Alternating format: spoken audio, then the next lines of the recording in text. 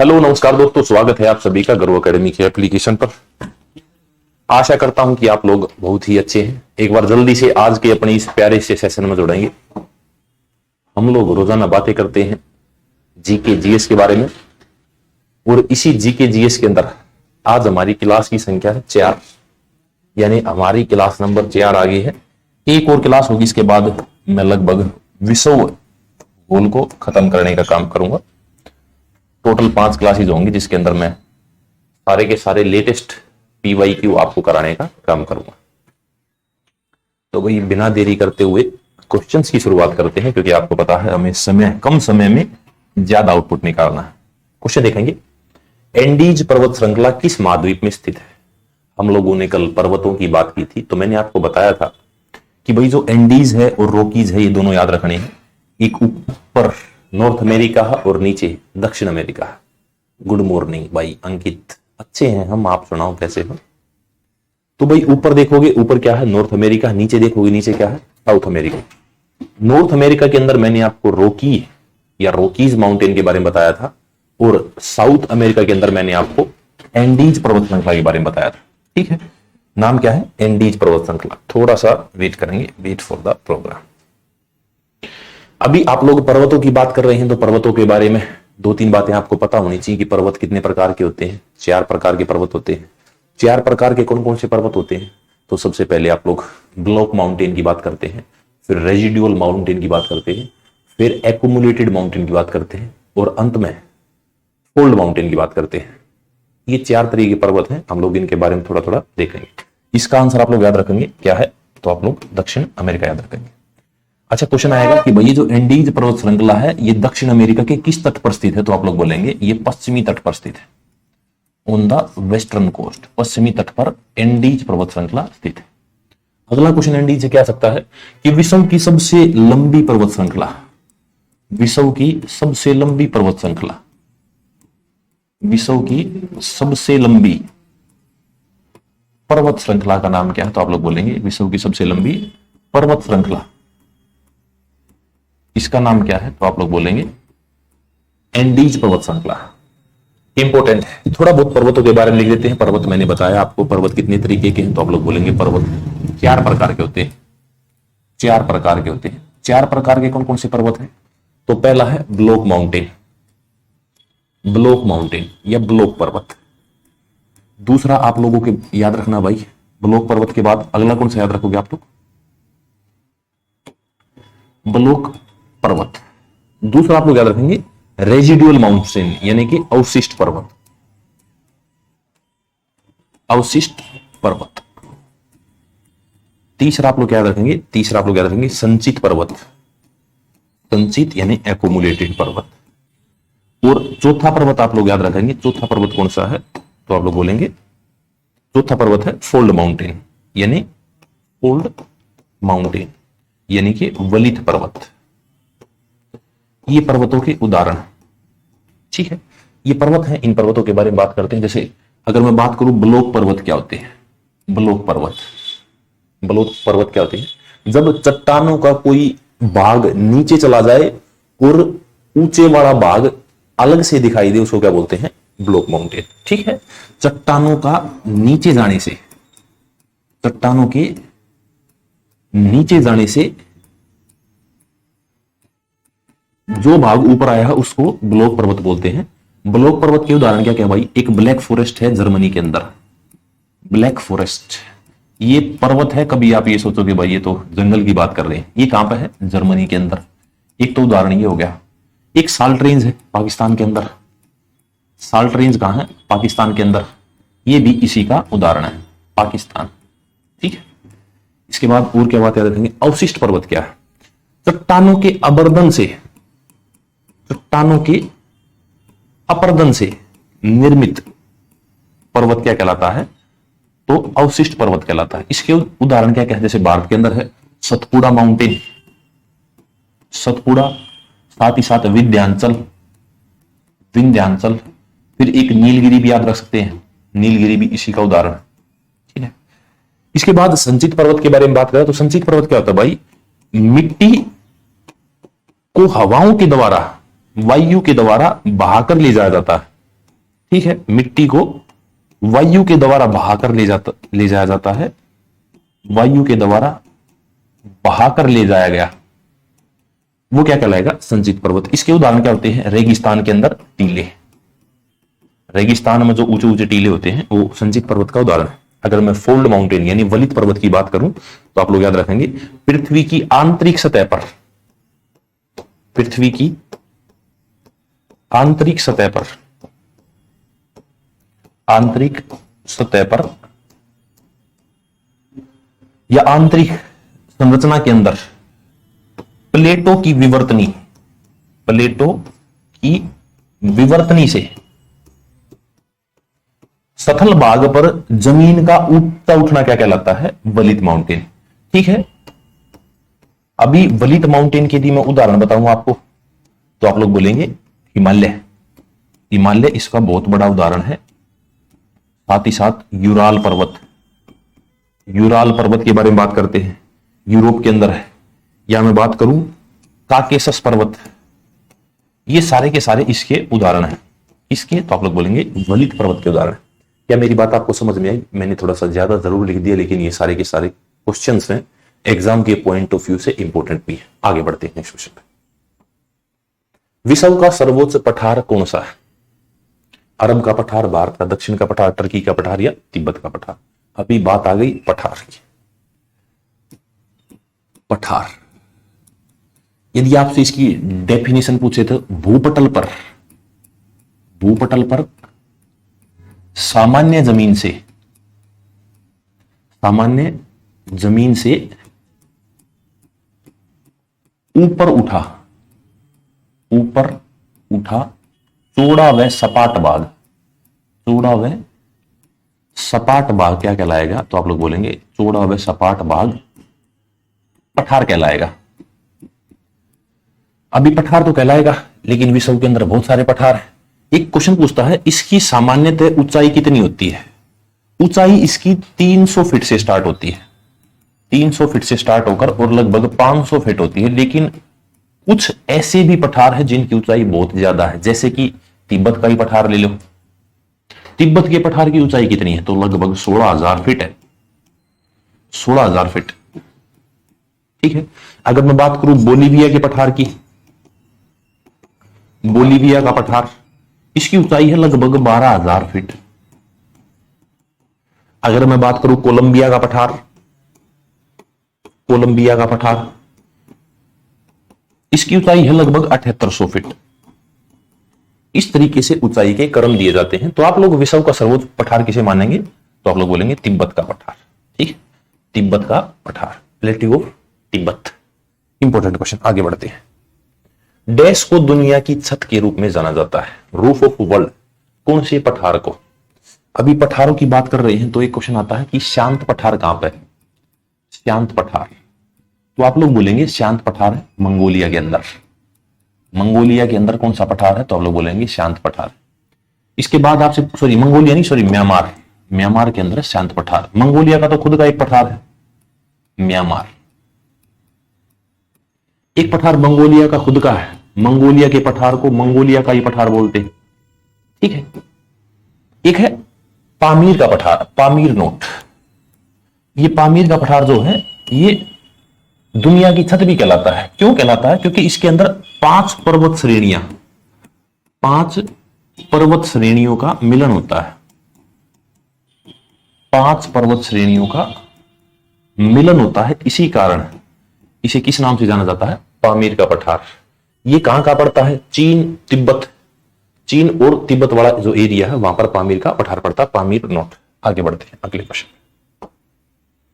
तकलामाकन मरुस्थल कहां स्थित है? मरुस्थलों की बात कर रहे हैं भाई, आपको बहुत सारे मरुस्थल पता है। अभी यहां पर पूछ लिया गया तकलामाकन मरुस्थल के बारे में, तो याद रखेंगे तकलामाकन मरुस्थल मध्य एशिया के अंदर स्थित है। ऐसे ही विश्व के अंदर बहुत सारे मरुस्थल हैं।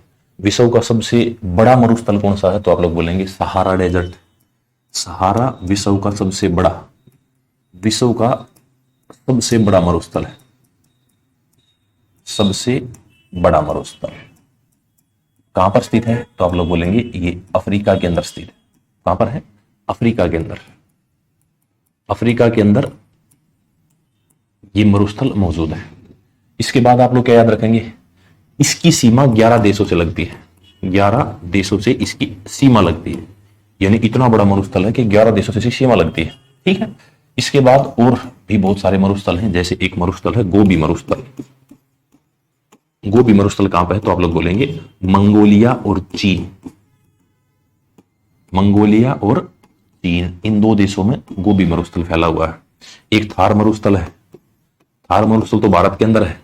भारत और पाकिस्तान वाला जो एरिया है, भारत और पाकिस्तान में कौन सा मरुस्थल स्थित है, तो आप लोग बोलेंगे थार मरुस्थल स्थित है। आगे बढ़ते हैं नेक्स्ट क्वेश्चन पे। विश्व का सबसे बड़ा मरुस्थल कौन सा है, विश्व का सबसे बड़ा मरुस्थल।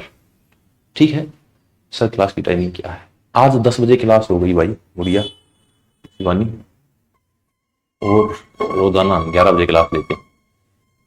ठीक है, विश्व का सबसे बड़ा मरुस्थल कौन सा भाई, थार मरुस्थल, अंटार्कटिक, तकलामाकन या गोबी।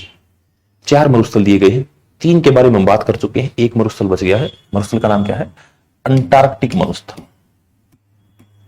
जो अंटार्कटिक मरुस्थल है ये कहां पर स्थित है, तो आप लोग बोलेंगे ये दक्षिणी ध्रुव, दक्षिणी ध्रुव पर स्थित है। दक्षिणी ध्रुव पर कौन सा मरुस्थल स्थित है, अंटार्कटिक मरुस्थल। एक मरुस्थल और याद रखेंगे, कालाहारी मरुस्थल।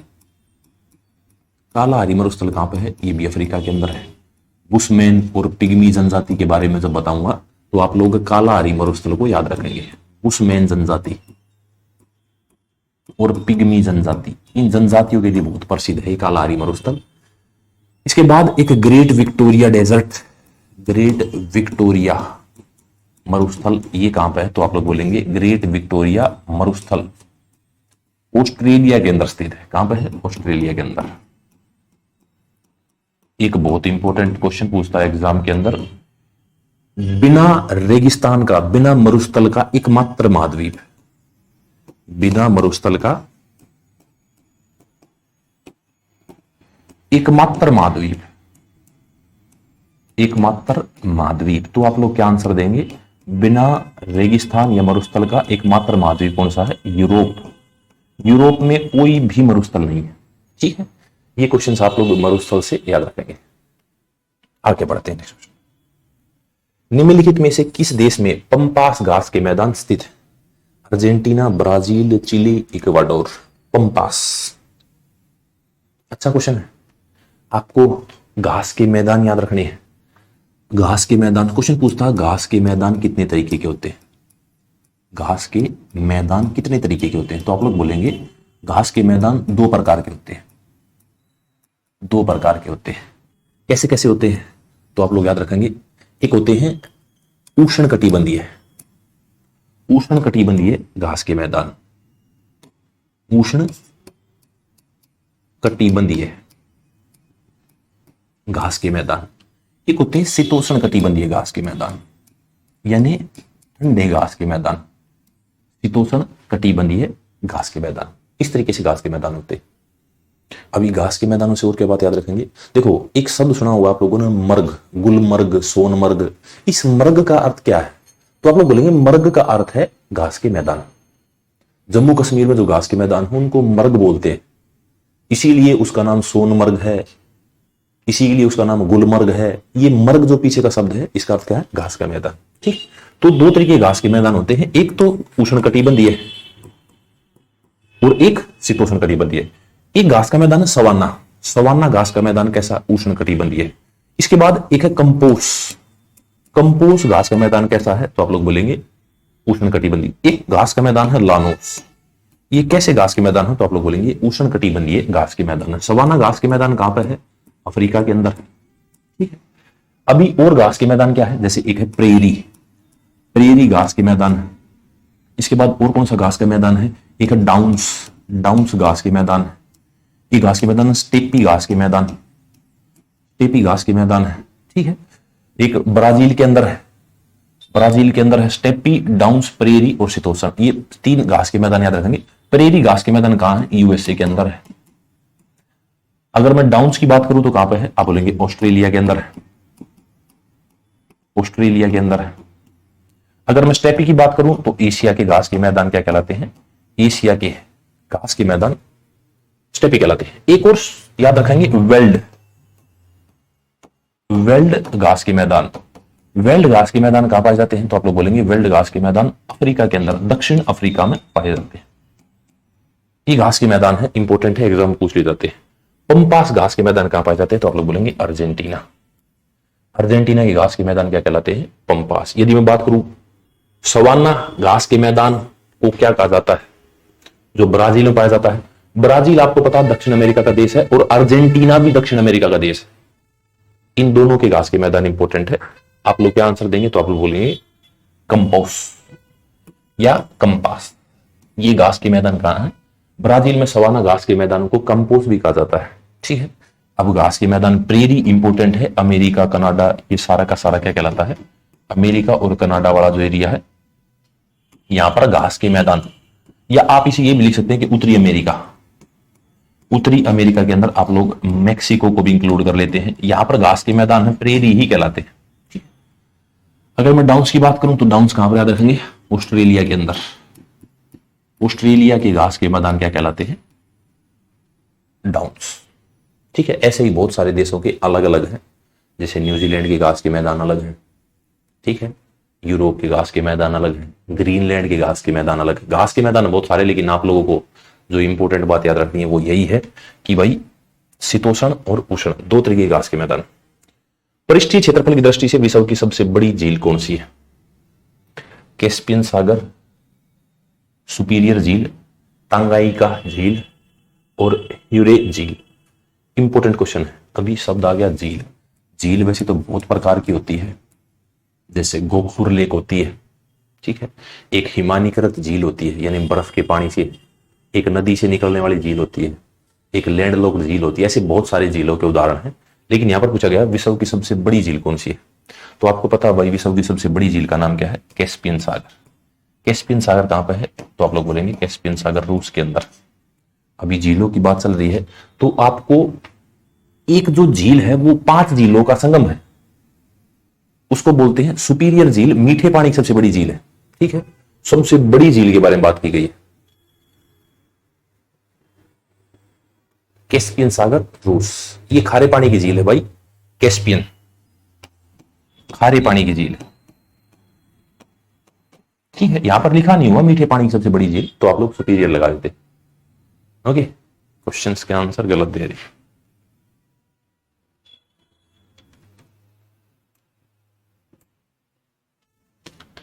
अभी झीलों की बात करूं तो बहुत प्रकार की झील होती है। अभी आपको एक झील याद रखनी है जिसको ग्रेट लेक्स, ग्रेट लेक, या इसी को महान झील के नाम से जाना जाता है।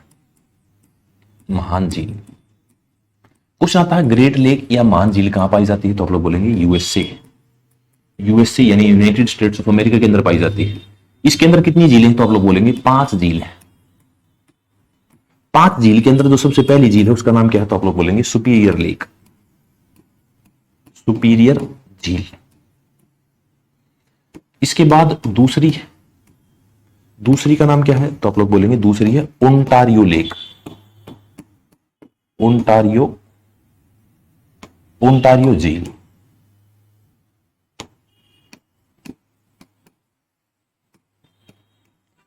तीसरी है मिशिगन झील, मिशिगन झील। मिशिगन लेक भी ग्रेट लेक का हिस्सा है, मिशिगन। एक झील है ह्यूरोन झील, ह्यूरोन लेक,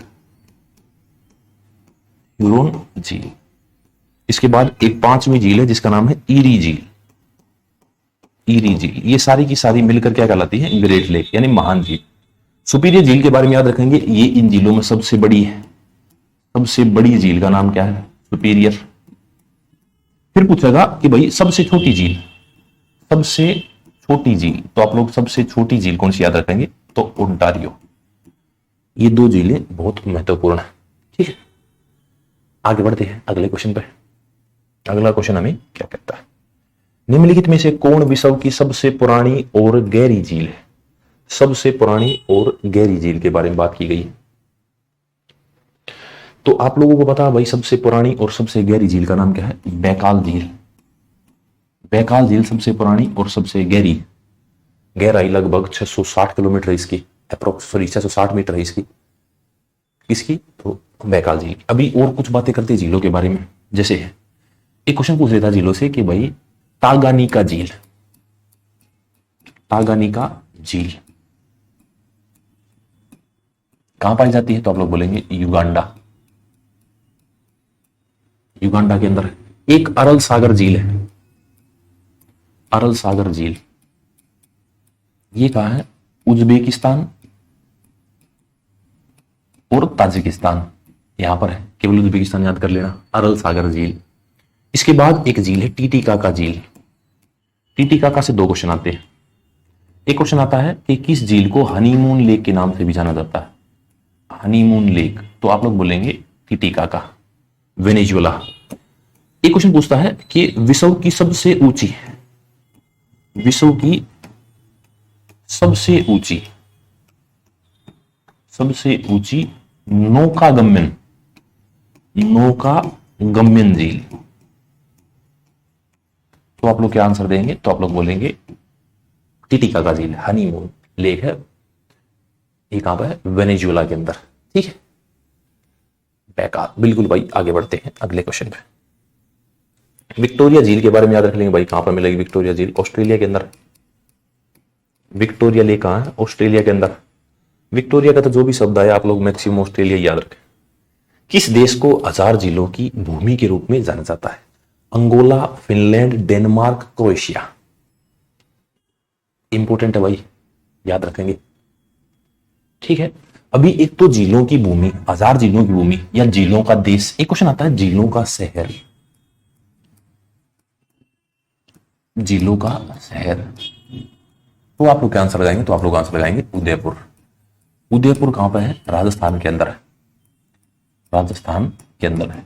अभी राजस्थान से बहुत सारे क्वेश्चंस बनते हैं। उदयपुर के अंदर कौन कौन सी झील है? राजसमंद झील है, जयसमंद, समंद जिसके पीछे आपने मिलेगा वो झील कहां पर? उदयपुर है। इसी कारण इसको झीलों का शहर बोलते हैं। लेकिन यहां पर क्वेश्चन में क्या पूछा है कि 1000 झीलों का देश, तो आप लोग क्या बोलेंगे? फिनलैंड। फिनलैंड इंपोर्टेंट कंट्री है भाई। फिनलैंड एक कंपनी थी, नोकिया कंपनी, उसका संबंध फिनलैंड से ही था। अगला आप लोग याद रखें, फिनलैंड की राजधानी हेलसिंकी, हेलसिंकी।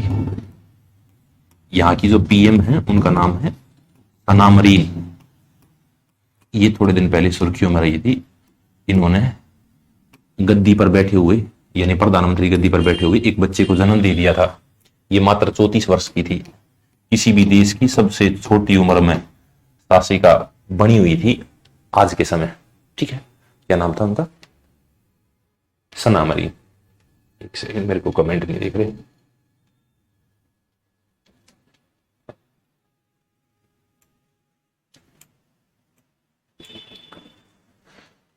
रोशनी बी, बहुत अच्छे भाई। फिनलैंड याद रखेंगे। बहुत सारी झीलें हैं भाई, उन्हीं झीलों में से आपको टीटीकाका, टांगानिका और विक्टोरिया, ये मेन झीलें मैंने लिखवा दी, वो याद करें। आगे बढ़ते हैं। बेरिंग जल संधि किसको जोड़ती है? देखो अभी है ना, बहुत प्रकार की जल संधियां होती हैं, जल डमरू मध्य होते हैं, लेकिन एक बात समझने का प्रयत्न करेंगे। कुछ जल संधियां ऐसी होती हैं जो क्या करती हैं? जो महाद्वीपीय विभाजक का कार्य करती है, महाद्वीपीय विभाजन का कार्य करती है, महाद्वीपों को विभाजित करती है। एक्चुअल में आप लोग जल संधि या जल डमरू मध्य से क्या समझते हैं? क्या होता है ये जल संधि और क्या होता है ये जल डमरू मध्य? जल डमरू मध्य, जल संधि और जल डमरू मध्य क्या होता है? एक छोटी सी डेफिनेशन में हम इसको कंप्लीट करेंगे। दो सथल भागों को अलग करने वाला, दो सथल भागों को अलग करने वाला, यानी दो स्थल भागों को सेपरेट करने वाला, और साथ ही साथ दो जल भागों को जोड़ने वाला, दो जलीय भागों को जोड़ने वाला,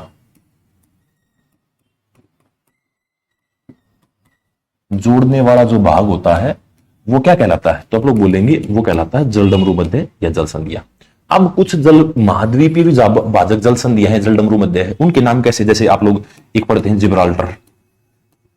जिब्राल्टर कैसा काम करता है भाई? तो जिब्राल्टर जल डमरू मध्य है, वो महाद्वीपीय विभाजक का कार्य करता है। जैसे जिब्राल्टर किस अलग करता है, महाद्वीपों को, तो आप लोग याद रखेंगे यूरोप को अफ्रीका से अलग करने का काम करता है, यूरोप को अफ्रीका से अलग करने का काम करता है।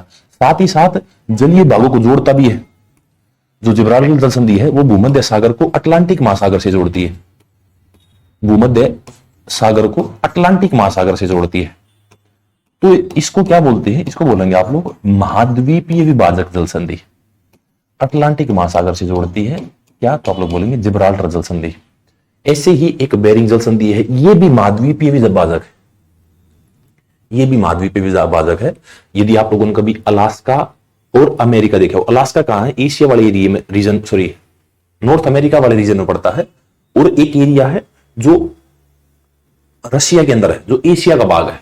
इन दो को अलग करने का काम कौन सी जल संधि करती है, बेरिंग जल संधि। लेकिन यहां पर पूछा किसको जोड़ती है, तो आप लोग याद रखेंगे आर्कटिक महासागर को और प्रशांत महासागर को जोड़ती है। इसके अंदर भी छोटे छोटे सागर हैं, जैसे एक सागर है चुकची सागर, चुकची सागर, और एक सागर का नाम क्या है, तो आप लोग बोलेंगे एक सागर का नाम बेरिंग सागर, बेरिंग सागर। इन दो को जोड़ने का काम करती है चुकची सागर और बेरिंग सागर। यदि आपको थोड़ा सा बड़ा ना करके दे, छोटा करके दे दे, तो भी आपको याद हो जाएगा इजीली। आर्कटिक और पैसिफिक, बिल्कुल भाई, आर्कटिक और पैसिफिक को जोड़ती है। साथ ही साथ आप अगर छोटे लेवल पर याद रखेंगे तो चुकची सागर और बेरिंग सागर को भी जोड़ने का काम करती है। ठीक है। अलास्का को रूस से अलग करने का काम कौन सी जल संधि करती है, तो आप लोग बोलेंगे बेरिंग जल संधि। अलास्का को रूस से, ये सारे के सारे इंपोर्टेंट है, यहां पर लिख देता हूं। अलास्का अमेरिका का एक प्रांत है और रूस से अलग करती है कौन सी जल संधि, तो आप लोग बोलेंगे बेरिंग जल संधि। इंपोर्टेंट क्वेश्चन है। अलास्का पहले वैसे रशिया का पार्ट था, लेकिन अमेरिका ने इसको खरीद लिया था, उसके बाद से अलास्का अमेरिका का पार्ट है। ठीक है। लेकिन इन दो सतल खंडों को अलग करने का काम भी कौन करता है, तो बेरिंग जल संधि करती है। आगे बढ़ते हैं नेक्स्ट क्वेश्चन। निम्नलिखित में से कौन सा दुनिया का सबसे लंबा जल डमरू मध्य है, सबसे लंबा जल डमरू मध्य। ठीक है। इंपोर्टेंट क्वेश्चन है, याद रखेंगे। सबसे लंबे जल डमरू मध्य की बात करूं तो आप लोग क्या आंसर देंगे, मलक्का स्ट्रेट। मलक्का स्ट्रेट कहां पे है, तो आप लोग बोलेंगे मलक्का स्ट्रेट एशिया के अंदर ही है। एशिया के दो देश हैं, एक इंडोनेशिया है और एक मलेशिया। इंडोनेशिया और मलेशिया, इस वाले रीजन में पड़ता है क्या, तो Malacca strait. Indonesia, Kuala Lumpur Indonesia की मलेशिया की राजधानी है। मलेशिया और इंडोनेशिया याद रखेंगे। ये विश्व की सबसे लंबी जल संधि है। इसी लंबी जल संधि से और क्या क्या क्वेश्चन आप लोग याद रख सकते हैं। जैसे आपको मलक्का स्ट्रेट से याद रखना है कि ये जो भाई ये मलक्का प्रायद्वीप और सुमात्रा प्रायद्वीप, मलक्का प्रायद्वीप और सुमात्रा प्रायद्वीप को अलग करने का काम करती है, और सुमात्रा प्रायद्वीप को अलग करने का काम करती है, अलग करने का ये करती है। ठीक है। और एक क्वेश्चन पूछेगा कि किस किस को जोड़ती है, तो आप लोग जोड़ने में याद रखेंगे कि भाई ये है ना दक्षिणी चीन सागर और अंडमान सागर, एक अंडमान सागर है और एक दक्षिणी चीन सागर, इन दोनों को जोड़ने का काम करती है। अंडमान सागर और दक्षिणी चीन सागर, दक्षिणी चीन सागर, इनको क्या करती है, इनको जोड़ने का काम करती है, जोड़ने का काम करती है, जोड़ना जोड़ती है। ये बात याद रखेंगे आप लोग किसे, मलक्का जल डमरू मध्य से। इंपोर्टेंट है बहुत एग्जाम के पॉइंट ऑफ व्यू से। विश्व का सबसे लंबा जल डमरू मध्य यही है। बहुत बार आपको सुनने को भी मिलेगा कि ना एक बार जब चाइना का अटैक बहुत ज्यादा हो गया था तो भारत ने अपनी सारी सेना मलक्का के अंदर भेज दी थी, मलक्का जल संधि में, क्योंकि यहीं से व्यापार करता चाइना और उसकी इकोनॉमी यहीं से चलती है। ये सबसे लंबा जल डमरू मध्य है। आगे बढ़ते हैं। नियाग्रा जलप्रपात, अभी एक शब्द है जलप्रपात, जलप्रपात, वाटरफॉल बोलते हैं आप इसे। जैसे बहुत सारे वाटरफॉल हैं, आप भारत में पढ़ेंगे कुचिकल वाटरफॉल, जोग गरसुप्पा वाटरफॉल। ये जलप्रपात है, यानी पानी ऊपर से पड़ता है ना, उसको झरना बन जाता है, वो जलप्रपात कहलाता है। अभी यहां पर क्वेश्चन पूछ लिया, नियाग्रा जलप्रपात निम्नलिखित में से किस झील के बीच स्थित है? दो झीलें पूछ रखी हैं, कौन कौन सी झील है जिनके अंदर बीच में स्थित है? तो सुपीरियर और ह्यूरोन और ईरी लेक, या फिर एरी और ओंटारियो और ह्यूरोन। मैंने 5 झील बताई थी आपको, ये 5 झील वही हैं जिनको मैंने अभी आपको लिखवाया था। ये 5 झील हैं, ये महान लेक या महान झीलों का भाग है। ठीक है, तो आपको पता भाई जो नियाग्रा जलप्रपात है वो ह्यूरोन और ईरी झील के बीच में स्थित है। ठीक है, ह्यूरोन और ईरी झील के बीच में स्थित है। इसके अलावा और नियाग्रा के अलावा क्या याद रखेंगे आप लोग? एक एंजिल जलप्रपात याद रखेंगे। एंजिल जलप्रपात ये सबसे ऊंचा जलप्रपात, सबसे ऊंचा जलप्रपात। ठीक है, एक विक्टोरिया जलप्रपात याद रखेंगे या स्टेनली जलप्रपात याद रखेंगे। विक्टोरिया याद रख लो या स्टेनली जलप्रपात। स्टेनली जलप्रपात, ये जलप्रपात भी इंपॉर्टेंट है। ये विश्व का सबसे ऊंचा है। ये कौन सी नदी पे है? तो आप लोग बोलेंगे ये कैरो नदी पे है। कैरो नदी पर कौन सा जलप्रपात स्थित है? तो आप लोग बोलेंगे एंजिल जलप्रपात स्थित है। इसके बाद स्टेनली की बात करूं तो कांगो नदी पर, कांगो नदी पर कौन सा जलप्रपात स्थित है? तो आप लोग बोलेंगे स्टेनली जलप्रपात। इसके अलावा क्या है? और कोई जलप्रपात है, जैसे भारत का है एक जोग जलप्रपात। जोग जलप्रपात इंपॉर्टेंट है, याद रखेंगे। ये जोग जलप्रपात शरावती नदी पर, ये है तो भारत के अंदर, मैं इसको आगे पढ़ाऊंगा इंडियन ज्योग्राफी में। लेकिन ये जो जोग जलप्रपात है इसका नाम चेंज कर दिया है, महात्मा गांधी जलप्रपात कर दिया है। महात्मा गांधी। एक कुचिकल वाटरफॉल है। ऐसे बहुत सारे जलप्रपात हैं, ये भी भारत के अंदर, आप लोग पढ़ेंगे इनको बाद में, मैं आपको इंडियन ज्योग्राफी के अंदर पढ़ा दूंगा, इसको छोड़ दो। यहां पर केवल इतना याद रखेंगे भाई, 5 झीलों वाला। ठीक है, रोशनी, रोशनी गलत हो गया भाई। आगे बढ़ते अगले क्वेश्चन। निम्नलिखित में से कौन सी नदी विश्व की दूसरी सबसे लंबी नदी, सेकेंड लार्जेस्ट पूछी गई है? कौन सी है? 4 नदियां हैं, नील नदी, अमेजन नदी, मिसिसिपी मिसोरी या यांगसी क्यांग। ठीक है, अभी दूसरी सबसे लंबी नदी की बात करूं तो आप लोग आंसर देंगे अमेजन रिवर। ठीक है, अमेजन रिवर है कहां पर? तो आप लोग बोलेंगे दक्षिण अमेरिका के अंदर, दक्षिण अमेरिका के अंदर। ठीक है, इसका मैक्सिमम विस्तार आप लोग ब्राजील के अंदर देखेंगे, ब्राजील के अंदर मैक्सिमम इसका जो। अच्छा, एक क्वेश्चन आता है बहाव पर, बहाव के आधार पर विश्व की सबसे, बहाव के आधार पर यानी पानी की क्वांटिटी, यानी अधिकतम पानी वाली नदी, सबसे अधिक पानी कौन सी नदी में? तो आप लोग क्या आंसर देंगे? Amazon river. ठीक है, आप लोगों ने अमेजन पढ़ा तो अमेजन के जंगल भी सुने होंगे, अमेजन नदी पर ही अमेजन के जंगल भी है। वैसे मैं आपको एक बात और बता दूं, अगर आप इंग्लिश याद करते हैं तो वोकैबुलरी में एक शब्द आता है अमेजन। अमेजन का मतलब होता है लेडी वॉरियर, यानी एक महिला योद्धा या योद्धा महिला बोल रहे हो आप लोग। अमेजन एक वोकैब का भी शब्द है, लेकिन आप लोग यहां पर याद रखेंगे अमेजन के जंगल भी है।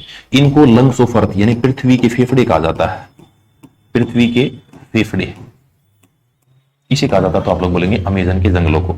एक सांप है एनाकोंडा, एनाकोंडा तो मूवी देखी होगी आप लोगों ने, लेकिन एक एनाकोंडा सांप है। इस एनाकोंडा सांप का संबंध भी किससे? तो अमेजन नदी से। इसके अंदर और भी बहुत सारी नदियां हैं, नील के बारे में आगे बात कर लेंगे। मिसिसिपी मिसोरी, ये कहां है? अमेरिका के अंदर। विश्व का सबसे बड़ा नदी तंत्र, विश्व का सबसे बड़ा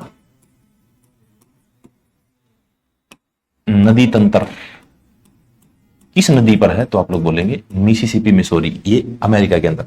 एक यांगसी क्यांग है, ये कहां पर है? तो आप लोग इसका आंसर देंगे चीन। वांगो नदी है, पीली नदी है, बहुत सारी नदियां हैं, कहां पर है? चीन के अंदर।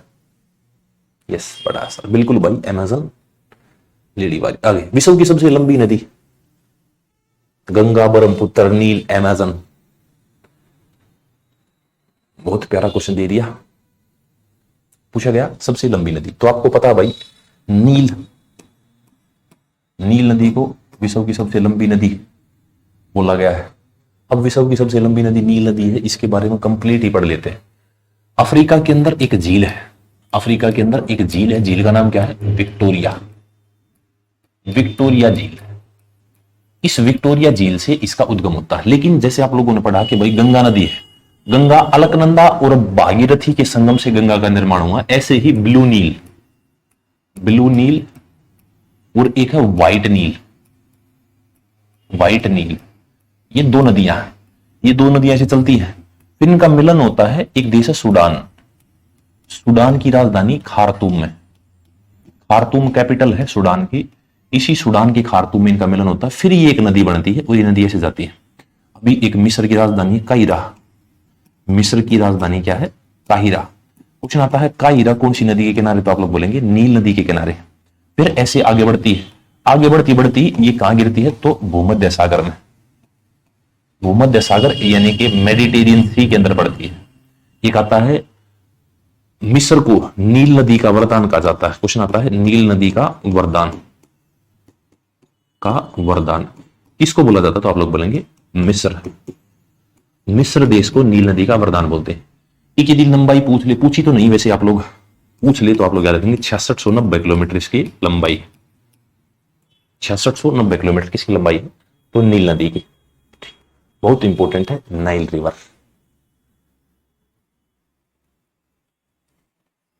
आगे बढ़ते हैं नेक्स्ट क्वेश्चन पे। निम्न में से कौन सी नदी मकर रेखा को 2 बार पार करती है? मैंने आपको 3 नदियां बताई थी, कांगो जायरे रिवर कर्क रेखा को, सॉरी माही रिवर कर्क रेखा को, कांगो जायरे रिवर भूमध्य रेखा को, और लिम्पोपो रिवर मकर रेखा को। तो मैंने आपको ये तो पढ़ा रखा है। देखो एक तो आप लोगों ने नदी पढ़ा, एक शब्द आता है नहर। नहर क्या होती है? मानव निर्मित होती है, मानव निर्मित। जैसे 2 क्वेश्चन लिख देता हूं मैं यहां पर। नहरों का देश, नहरों का देश, यदि आपसे नहरों का देश पूछे तो क्या आंसर लगाएंगे? पाकिस्तान।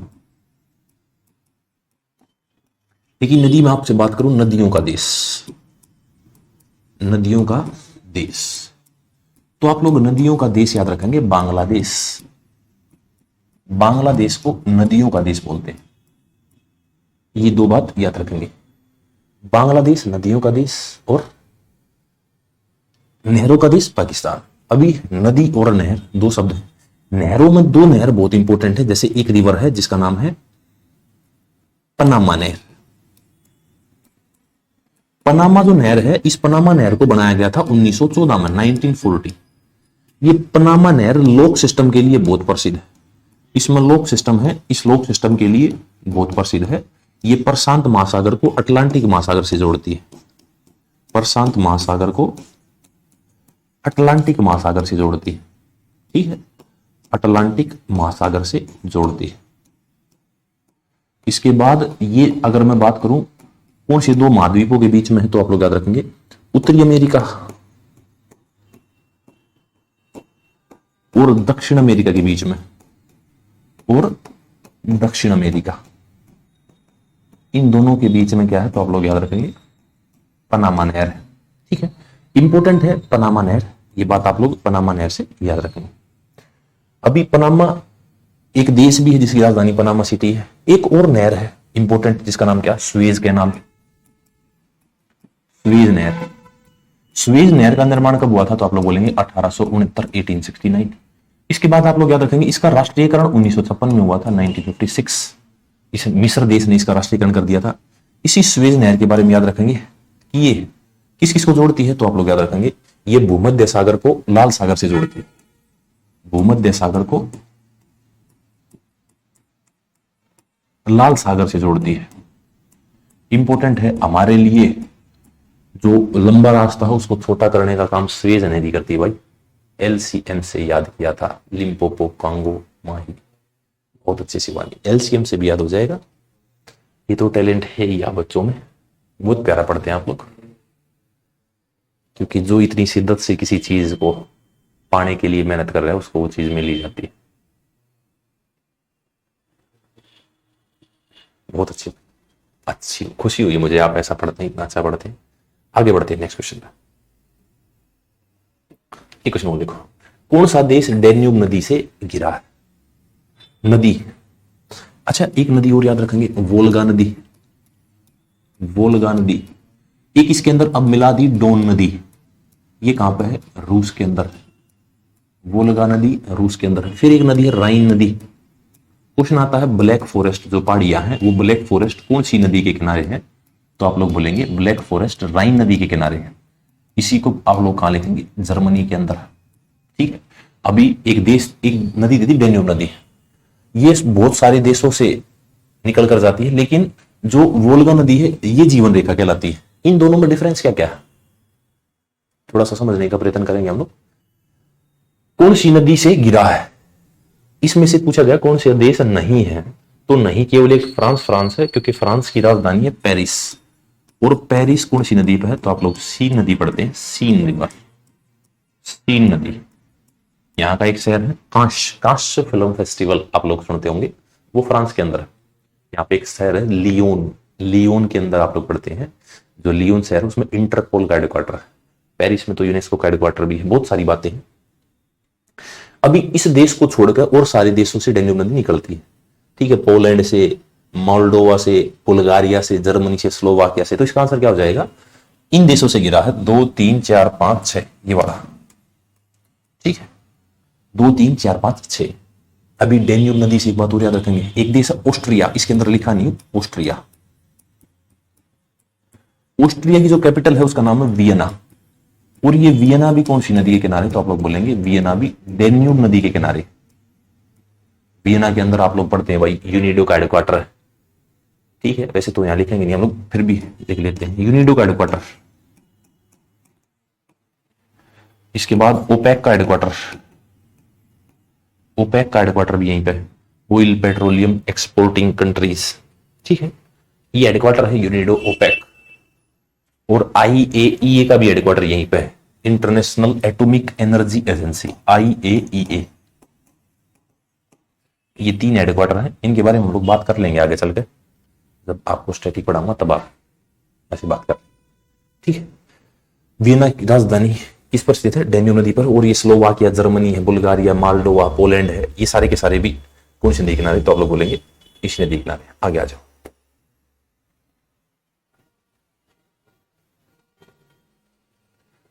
अभी आ गया पृथ्वी पर कितने महासागर हैं? Sir please reply. रोशनी मार्च अप्रैल तक संभावना है। आप तैयारी करो भाई, बहुत अच्छा लग रहा है आप लोग तैयारी कर रहे हैं, वो इतना डेडिकेटेड है एग्जाम को लेकर। एग्जाम तो आप क्लियर कर ही दोगे। कुछ मेहनत मेरी, कुछ मेहनत आपकी, आपकी और हमारी मेहनत के मिलने से आपको कामयाबी मिल जाएगी और मुझे आपका सम्मान। आगे मिलते हैं भाई, क्वेश्चन से बात करते हैं। पृथ्वी पर कितने महासागर? देखो एक बात समझने का प्रयत्न करें। ये मान लो ये है पृथ्वी। ठीक है, इस पृथ्वी पर पहले केवल एक द्वीप था जिसको क्या बोलते थे? इसको बोलते थे पेंजिया, पेंजिया। फिर एक आदमी है जिसका नाम है, सॉरी, एक ये वाला एरिया, ये पानी का एरिया, इसको बोलते थे पेंथाला। फिर ऐसा बताते हैं कि भाई ये टुकड़ों में टूट गया, अदरवाइज ये सारा का सारा पानी का एरिया एक ही था। लेकिन एक आदमी है एल्फ्रेड वेगनर, एल्फ्रेड वेगनर, इसने एक थ्योरी दी। थ्योरी क्या है? कॉन्टिनेंटल ड्रिफ्ट थ्योरी, महाद्वीपीय विस्थापन सिद्धांत, महाद्वीपीय विस्थापन सिद्धांत, कॉन्टिनेंटल ड्रिफ्ट थ्योरी, महाद्वीपीय विस्थापन सिद्धांत दिया किसने? Alfred Wegener. इसने बताया कि भाई ये जो टुकड़ा है पृथ्वी का, ये बहुत सारे भागों में टूट गया। ऑस्ट्रेलिया बन गया, एशिया बन गया, यूरोप बन गया, अफ्रीका बन गया, नॉर्थ अमेरिका, साउथ अमेरिका, ऐसे बन गया। और ये जो पानी का एरिया है ना, ये भी टूट गया। और टूट कर क्या बन गया? तो आप लोग बोलेंगे ये महासागर बन गया, महासागर। ठीक है, अभी महासागर बना तो कितने महासागर हैं? तो आप लोग बोलेंगे 3 महासागर, सॉरी 5 महासागर है। टोटल कितने महासागर हैं? 5। ठीक है, अभी एक बात और बताऊं मैं आपको, जैसे हम लोग इस तरीके से पढ़ते हैं पृथ्वी के अंदर इस तरीके से एक भूमध्य रेखा जो इसको नॉर्दर्न हेमिस्फीयर और साउदर्न हेमिस्फीयर यानी उत्तरी गोलार्ध और दक्षिणी गोलार्ध में बांटती है, उत्तरी गोलार्ध और दक्षिणी गोलार्ध में बांटती है। अभी आप लोग देखेंगे कि जो दक्षिणी गोलार्ध है इसमें वाटर की मात्रा ज्यादा है, लगभग 81% है, और स्थल की मात्रा कम है, 19% है। यानी जो जमीन है वो है 19% है, और जो पानी है वो क्या है? 81%। अगर बात करूं उत्तरी गोलार्ध की, तो वहीं उत्तरी गोलार्ध में 60% क्या है? जमीन है, और 40% क्या है, तो आप लोग बोलेंगे 40% पानी है। क्या मेरी बात आप लोग समझ पाए? यानी दक्षिणी गोलार्ध में पानी की मात्रा अधिक है। ठीक है, आप लोग ये बात याद रखेंगे। आगे बढ़ते हैं अगले क्वेश्चन पे। पृथ्वी के महासागरों में पाए जाने वाले जल की प्रतिशत कितनी है? महासागरों में पाए जाने वाले जल का प्रतिशत अभी आप लोग देखेंगे भाई, जो ये पानी है ये महासागरों में तो है, इसके अलावा बहुत सारी जगहों पे है। जैसे ये वेट एटमोस्फेयर वायुमंडल के अंदर भी है, ये भूमि के अंदर भी है, भूमिगत बोलते हैं उसको। फिर ये मिट्टी की नमी में भी है, मिट्टी की नमी में भी है। फिर ये नदियों में भी है। फिर ये इमानीकृत या इमानी या बर्फ के अंदर भी है, बर्फ को इमानी बोलते हैं भाई। तो इस तरीके से बहुत सारा डिवाइडेशन है इसका, लेकिन ये छोटा छोटा है, ये 0.23% है, ये 0.3% है, ये 0.4% है, इस तरीके से डिवाइडेशन है। ठीक है, लेकिन आपको याद रखना कि भाई जो पृथ्वी महासागर पाया जाने वाला जल है वो लगभग 97.2% है। लेकिन अगर क्वेश्चन को चेंज कर दे, क्वेश्चन पूछे कि पीने वाला जल, पीने लायक कितने परसेंट है, तो आप लोग बोलेंगे 2.75%। जल जो है पीने योग्य है, इसके अलावा सारा का सारा खारा जल है। सारा का सारा कैसा जल है? खारा जल है, यानी कि पीने योग्य नहीं है। ठीक है, अभी पीने लायक 2.75 है और 97.25% कितना है, तो 97.25% खारा जल है। 5 महासागरों की बात कर लेते हैं। जैसे सबसे बड़ा महासागर आप लोग पढ़ेंगे प्रशांत महासागर। प्रशांत महासागर, एक है अटलांटिक महासागर, अटलांटिक महासागर, एक है हिंद महासागर, हिंद महासागर, एक है आर्कटिक महासागर, चौथा है आर्कटिक महासागर,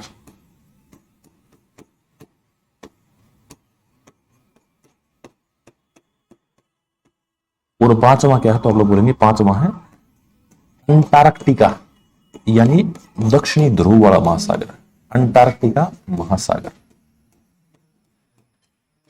ये 5 महासागर है। और इसमें जो ये 3 महासागर है ना, ये 3 महासागर जो 90% पानी है पृथ्वी का, 90% जल ये 3 महासागर कवर करते हैं। इनमें तो बर्फ ही बर्फ है। 90% जल प्रशांत महासागर, अटलांटिक महासागर और हिंद महासागर के अंदर है। ठीक है, अभी 1 बाय 1 हम लोग सभी महासागरों के बारे में बात कर लेंगे। आगे बढ़ेंगे नेक्स्ट क्वेश्चन। विश्व का सबसे बड़ा महासागर कौन सा है?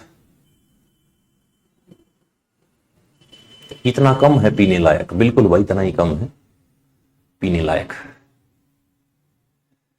विश्व का सबसे बड़ा महासागर कौन सा? अटलांटिक, आर्कटिक, हिंद महासागर या प्रशांत महासागर? तो आप लोग आंसर देंगे जो पैसिफिक ओशियन है वो विश्व का सबसे बड़ा महासागर है। ठीक है, अभी क्वेश्चन क्या क्या आते हैं प्रशांत महासागर से, एक बार बात कर लेते हैं। प्रशांत महासागर से क्या क्या क्वेश्चन आते हैं? एक क्वेश्चन आता है सबसे गहरा महासागर। सबसे गहरा महासागर कौन सा है? प्रशांत महासागर। प्रशांत महासागर की आकृति कैसी? तो आप लोग बोलेंगे त्रिभुजाकार, त्रिभुजाकार आकृति है, यानी ट्रायंगुलर, ऐसे ट्रायंगल शेप में है क्या? प्रशांत महासागर। एक rings of fire, rings of fire के नाम से किसी जाना जाता है, तो आप लोग बोलेंगे रिंग्स ऑफ फायर के नाम से प्रशांत महासागर को जाना जाता है। Rings of fire, sorry, rings of fire के नाम से प्रशांत महासागर को जाना जाता है, रिंग्स ऑफ फायर। इसके अलावा प्रशांत महासागर से और क्या क्वेश्चन बनते हैं? एक क्वेश्चन बनता है सबसे बड़ा द्वीप, प्रशांत महासागर का सबसे बड़ा द्वीप, तो आप लोग बोलेंगे Papua New Guinea, Papua New Guinea, ये प्रशांत महासागर का सबसे बड़ा द्वीप है। फिर आप लोग याद रखेंगे प्रशांत महासागर के सबसे गहरा बिंदु, ये विश्व का सबसे गहरा बिंदु, डीपेस्ट पॉइंट, सबसे गहरा बिंदु, इसका नाम क्या है? तो आप लोग बोलेंगे मेरियाना ट्रेंच, मेरियाना गर्त।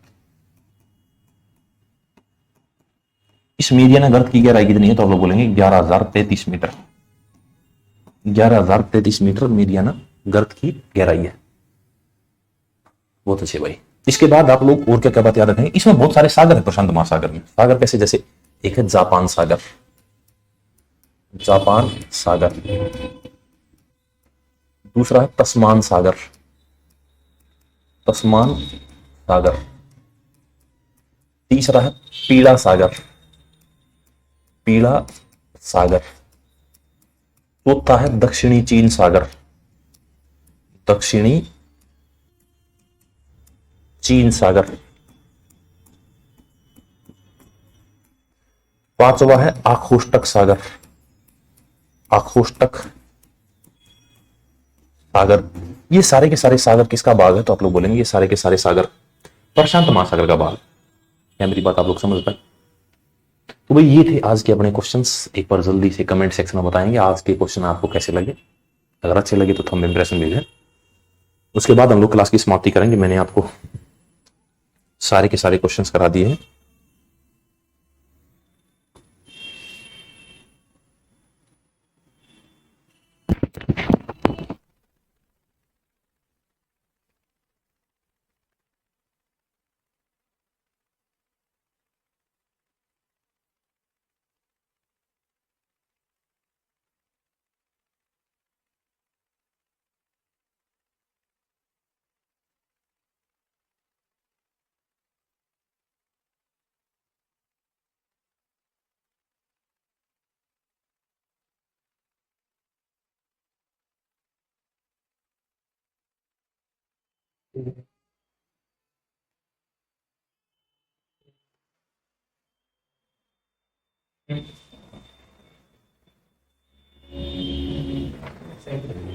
है ना भाई? इसका है जो एग्जाम आंसर मान रखा है वो क्या है? वो ब्राजील आंसर है। ठीक है, मेरे को इसमें थोड़ा सा निसंदेह था, लेकिन आप लोग इसको ब्राजील मान लेना, क्योंकि मैंने ये क्वेश्चन देखा था। लेकिन इसका अर्जेंटीना की भी घास के मैदान क्या कहलाते हैं? पंपास कहलाते हैं।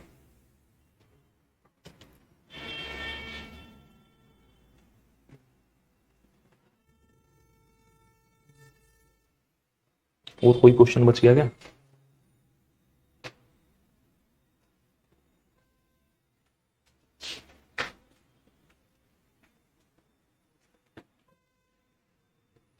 Thank you sir, good morning. ठीक है भाई, तो आज के लिए इतना ही। और बातें हम लोग करेंगे नेक्स्ट क्लास में। एक बार थोड़ा सा मैंने बता दिया, उसको ठीक कर लेना। आज के लिए इतना ही, और बातें करेंगे नेक्स्ट क्लास में। Thank you, ta-ta, bye bye.